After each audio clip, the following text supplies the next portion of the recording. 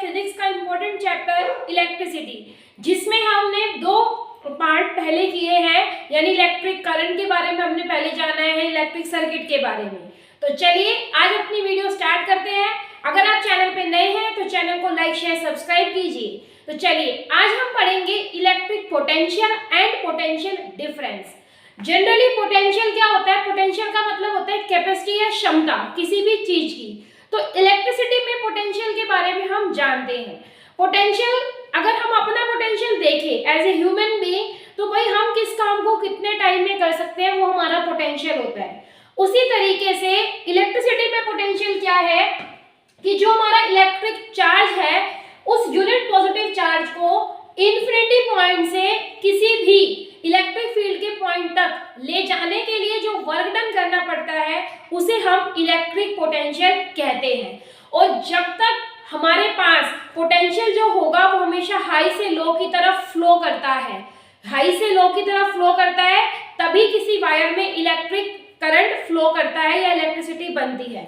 तो electric potential it is defined as the amount of the work done in bringing a unit positive charge from infinity to that point. अगर हम इसको ढंग से समझें तो हम ऐसे देख सकते हैं, मान लीजिए ये कोई इलेक्ट्रिक फील्ड है और इसके किसी पॉइंट तक हमें कोई भी इलेक्ट्रिक चार्ज इंफिनिटी से लेकर आना है, और उसको लाने के लिए हमने क्यू चार्ज को हम लेकर आए पॉइंट ए और इस पे इसको मान लेते हैं बी तक। तो जो वर्क डन हम करेंगे उस वर्क डन को करने के लिए, मतलब चार्ज को ट्रांसफर करने के लिए कहां से, इंफिनिटी से इलेक्ट्रिक फील्ड के किसी पॉइंट तक लाने के लिए जो भी हमें वर्क डन करना पड़ता है उसे हम इलेक्ट्रिक पोटेंशियल कहते हैं।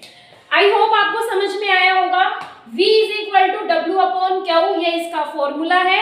V सिंबल होता है हमारे पास इलेक्ट्रिक पोटेंशियल का। It is a scalar quantity, electric potential एक स्केलर क्वांटिटी है। Its SI unit is volt, इसकी एसआई यूनिट जो है वो वोल्ट है। और आपके पेपर में एक क्वेश्चन आता है, डिफाइन 1 वोल्ट।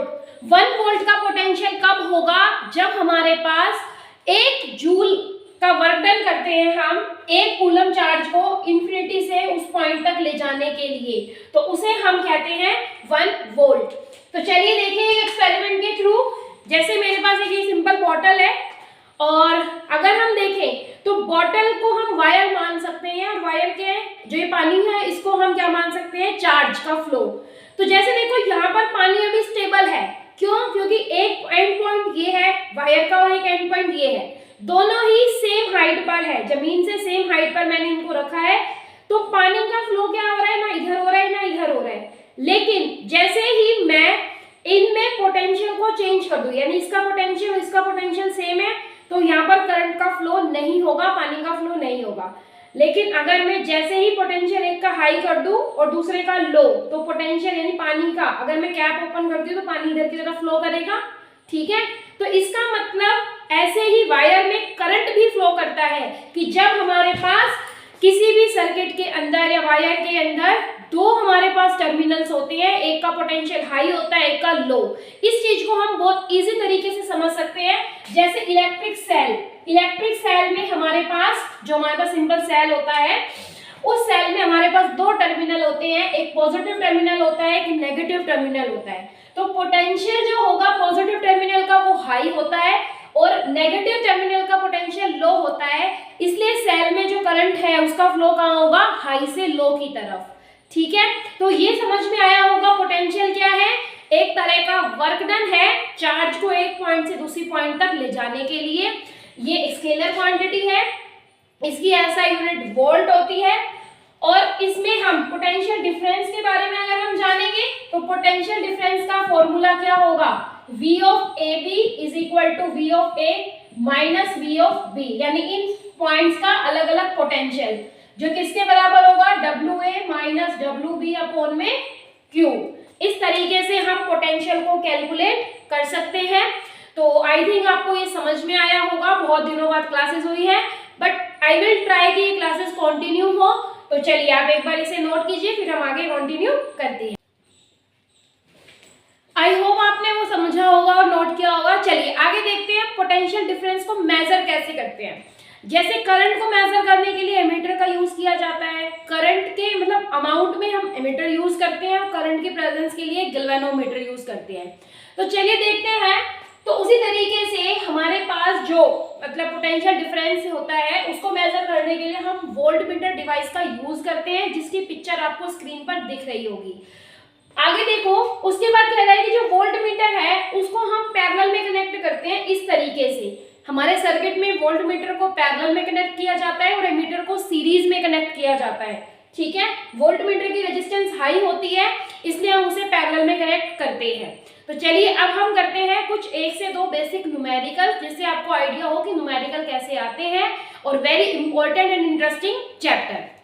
तो देखिए, how much work is done in bringing a charge of 2 coulomb from a point at 118 volt to a point at this volt 128। तो सबसे पहले मैंने आपको सिखाया है कि हम जो भी गिवन वैल्यूज हैं उन्हें हम लिखते हैं। तो हमारे पास गिवन क्या है, चार्ज Q 2 कूलम का, पोटेंशियल किसी भी पॉइंट पर कितना पोटेंशियल दे रखा है हमें।